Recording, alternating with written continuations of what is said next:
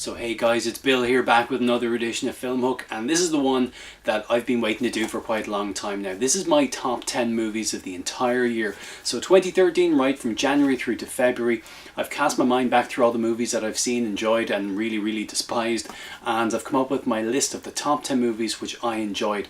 And I'm going to preface this with one or two things. First and foremost, I live in Ireland, so this relates to all the films which came out in Ireland between the 1st of January 2013 and the 31st of December 2013. Now unfortunately for me, that precludes me from putting in a number of films which I really want to.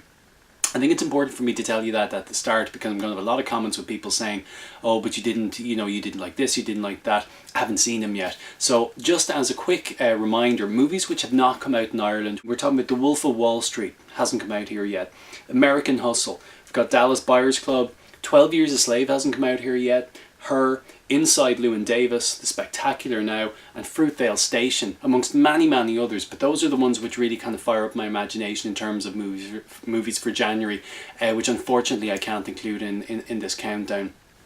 Now, before we get started, there's a number of honourable mentions I want to make. A couple of movies which I loved, really enjoyed for varying different reasons, but which just didn't make the cut for my top 10. So I'm going to list out the following movies which I really enjoyed. I loved The Conjuring. The Conjuring was a great film. Star Trek Into Darkness. Iron Man 3. Kings of Summer. If you haven't checked out Kings of Summer, and not many people have, you gotta check it out. It's a great movie. Side Effects, Steven Soderbergh movie. Philomena was a great film. Prisoners. In Fear. Frozen. And Rush. Okay, so they're my honourable mentions for the year 2013. And now, without further ado, let's crack on with the top 10. Okay, so at number 10, we've got Alfonso Cuarón's Gravity. This was a movie event. It wasn't just a film, it was an event, it was a spectacular. I went to see this in IMAX 3D over here in Dublin, and I was blown away by the visuals. The film itself is quite simple. I mean, it's pretty much a survivor story. Sandra Bullock is excellent in it. I quite liked, George Buzz Clooney Lightyear in it. But the film itself, I suppose, kind of was pretty much an event movie.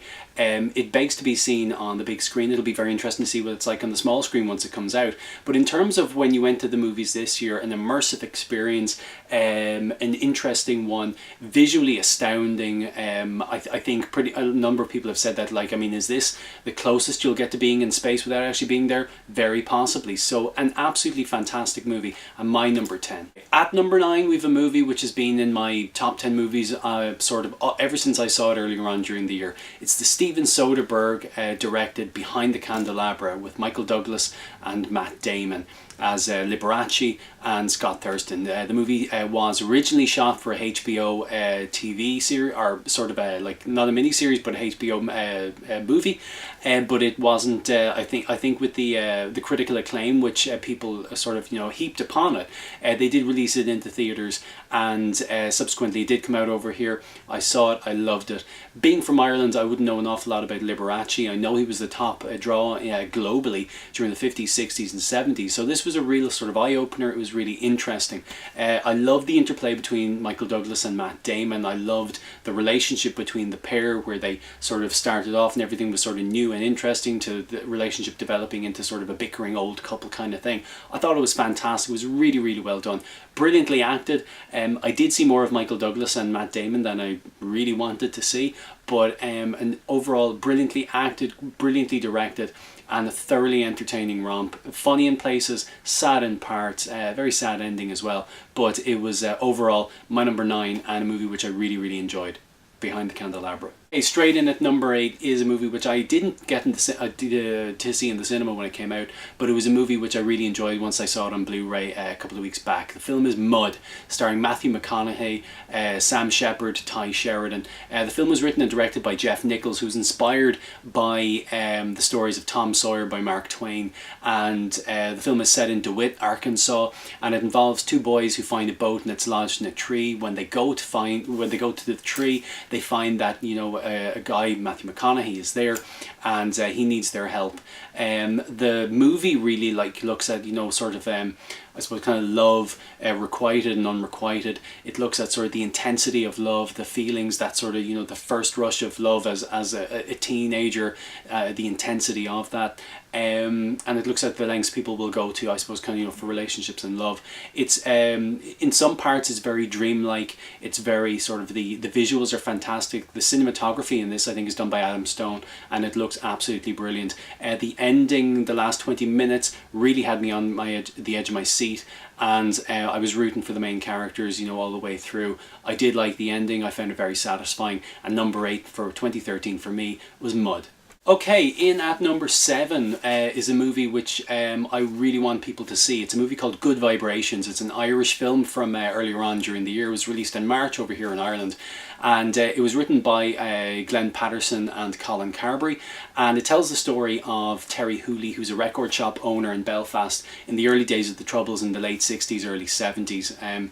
He essentially, he's a bit of a rebel, he's a bit of a maverick. While his friends are choosing sides, you know, to go on in the Troubles, whether they're Catholic or Protestant, are trying to, you know, just in general stay out of trouble, he decides that, like, you know, he comes across punk in its very sort of, you know, early and embryonic stage, and he nurtures a number of bands who don't really have any direction, but they have something to say. The movie itself, the music is fantastic. You've got fantastic, you know, Irish bands like, you know, the Undertones, famously Teenage Kicks, the song by the Undertones, is played by John Peel twice on BBC Radio. It's a fantastic moment. It looks at other bands around the same time, like, you know, Rudy and, you know, Stiff Little Fingers, bands like that, you know, the nascent sort of punk scene in Belfast. And it really looks at the fact that, like, a lot of these people have things to say. They're kids, you know, they're sort of an underground movement. They've got something to say. They want to get it off their chest in a time when nobody's being listened to and nobody's being reasonable. It's a fantastic movie. Richard Dormer plays Terry Hooley, and he's fantastic in the role. He's not the most sympathetic of characters, I have to say, but the film itself, I mean, it's socially aware. The commentary on sort of, you know, the social nature of the time is absolutely fantastic, and I would urge you to check out Good Vibrations. It's a fantastic film. You can get it on DVD and Blu-ray right now, and it should be in your basket on Amazon or whatever. It's an awesome film. So that's my film, Good Vibrations. At number 6 is a documentary. The documentary is Blackfish. Now, Blackfish was directed by Gabriella Cowperthwaite, and it tells the story of the orca killer whale Tilikum from his capture near Iceland in 1983 right up until the death of the trainer Don Branchot at SeaWorld a couple of years ago. It goes through the story of how he was kept in captivity, how he was treated, and the psychological trauma, you know, which he sort of, I suppose, kind of was exposed to. It's a fantastically powerful piece of work, and it's a fantastic testament to the people who made this. Former SeaWorld trainers, you know, are involved, you know, in box pops on the camera, and Gabriella Cowperthwaite really sort of makes a fantastic argument here for not keeping animals in captivity, a thing which I would espouse myself. I don't believe that animals should be kept in captivity, and certainly not like this. It's a powerful documentary.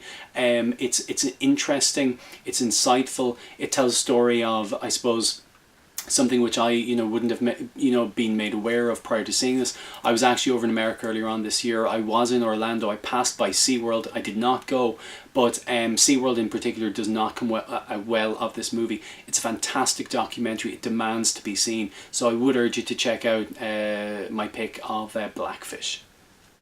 At number 5, we got a film. It's a Japanese film called I Wish, and the film is by the Japanese director Hirokatsu Koreeda, who is critically acclaimed as one of the foremost purveyors of Japanese cinema at the moment. He had a film called Like Father, Like Son, which did very well at Cannes this year. But this film in particular, it came out originally in 2011 in Japan, and it tells the story of two children, Koichi and Ryu, and they're about 9 or 10. Their parents have split up, and they're both living in different towns.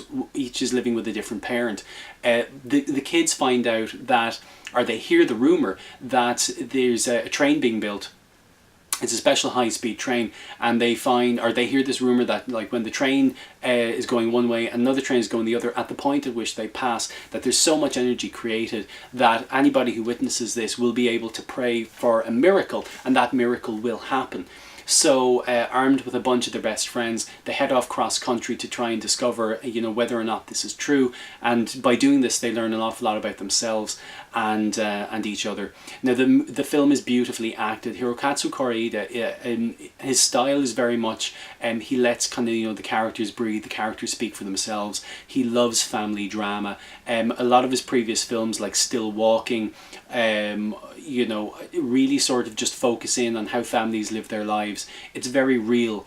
You can almost, you know, you can taste, you know, the food that they're eating on the table. You can smell the volcano, Sakurajima, that's, you know, that is over the town. It's a beautifully shot movie, and I would urge you to catch my number 5 pick, which is I Wish Arkiseki. At number 4, I've got a film which is Danish. It's Thomas Vinterberg's The Hunt, starring Mads Mikkelsen as a guy who's works in a preschool, and he is falsely accused by one of the children of exposing himself to her.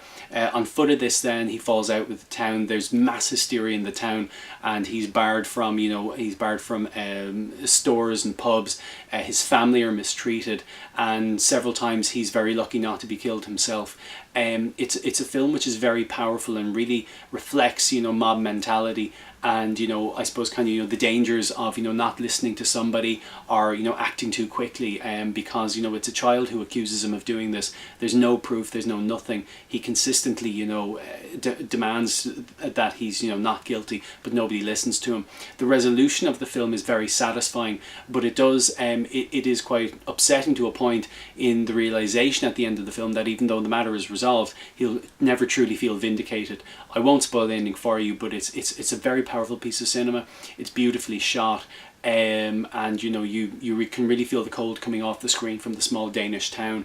So my pick for number 4 is The Hunt. At number 3, I have a film which I saw in London in July, which I absolutely adored, and I still do. It's a film called Wajda. Now, Wajda is the first feature ever to come out of Saudi Arabia, and not only is it the first feature to come out of Saudi Arabia, it's the first feature ever by a female director from Saudi Arabia, Haifa al-Mansour.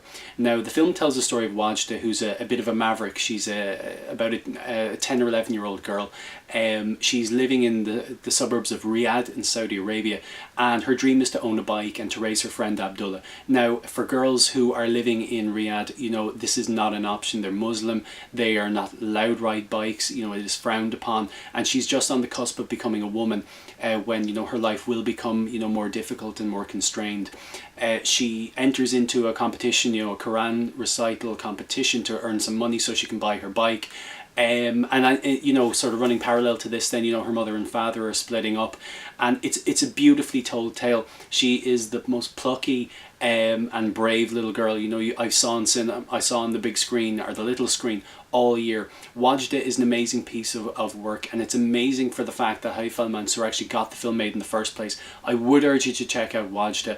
It's a beautiful tale. It's beautifully told. I loved it. That's my number 3 pick, is Wajda. So at number 2, I've got the film Saving Mr. Banks, starring Tom Hanks and Emma Thompson. I only reviewed this quite recently, and anybody who will have watched the video will know that this was one of my favourite movies of the year. It was one of the most involving and emotional experiences I've had at the cinema in an awful long time.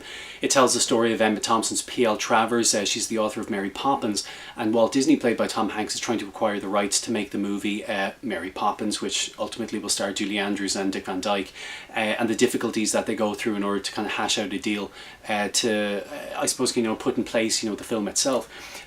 Colin Farrell also stars as her father in, I think, a very underrated role, and the little girl who plays her, you know, was wonderful as well. Emma Thompson is brilliant in this. She's prickly and difficult, but, like, you know, the underlying, I suppose, kind of reasons why she's being difficult, you know, are really well balanced, and they're really brought to the fore as the movie goes on. It's a movie which I thought the music was amazing. I thought, you know, the Sherman Brothers, you know, when they're actually developing the songs which would later form part of Mary Poppins, you know, it was just really well done. And I loved Saving Mr. Banks. Can't wait to get this out in Blu-ray and or DVD, you know, once it comes out over here. It's a film which I think, you know, everybody should see. It's very emotional. It's beautifully shot. It's done by the guy who did The Blind Side, so you can definitely see parallels between this and that. Now, I didn't really like The Blind Side, but in terms of the colour palette and the way he's shot the movie and directed, you know, it's a great pick, you know, for number 2. It's Saving Mr. Banks. Okay, guys, so 2013, you know, we've gone from 10 down to 2. We've done my honourable mentions. We've also spoken about the movies which I haven't seen just yet, and the movies which I'm really, really dying to see. Had I seen them, this list might be a bit different, but unfortunately it isn't. As such, my number one pick for 2013 is, drumroll. Okay, silence. My number one pick for 2013 is The Hobbit, The Desolation of Smaug. Now, hold on, Bill. What? The Hobbit, The Desolation of Smaug? Yes, absolutely. I love all things Lord of the Rings, as you can see by Gandalf down here. You can see Gollum, you can see Frodo over there. The Lord of the Rings for me is, you know, an experience unrivaled in modern cinema. I absolutely adore it. And, you know, the chance to go back to Middle-earth and, you know, explore, you know, the realms of Middle-earth, which heretofore we haven't seen. So, you know, going to Dale and Erebor and, you know, going into Mirkwood and places like this is really exciting for me. I get so much intrinsic satisfaction out of going back to Middle-earth and, you know, seeing Gandalf and Frodo again. And, you know, obviously Frodo from the Lord of the Rings, but you know, I watch the Lord of the Rings trilogy on a regular basis. There have been a number of screenings here recently, you know, of the trilogy. I've gone to all of those. This film for me, The Hobbit, really kicked things into gear. An Unexpected Journey was I thought it was a quite good movie. A slightly bit baggy, but that didn't bother me particularly, although it did bother some critics. But The Hobbit, The Desolation of Smaug is a non-stop roller coaster ride from the moment when they're being chased, you know, by Azog the Defiler across Middle-earth, right up until the end when they face off against Smaug the Dragon. This is a non-stop event. It's just absolutely brilliant.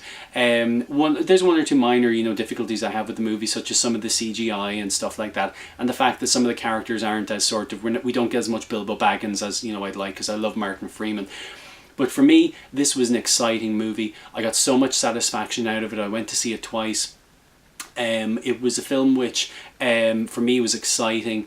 It was, you know, visually arresting. I thought, you know, some of the set pieces, you know, the barrel ride was fantastic. I thought Benedict Cumberbatch absolutely nailed it as Smaug the Dragon, both, you know, sort of, you know, when they sort of mocapped his face visually and his voice.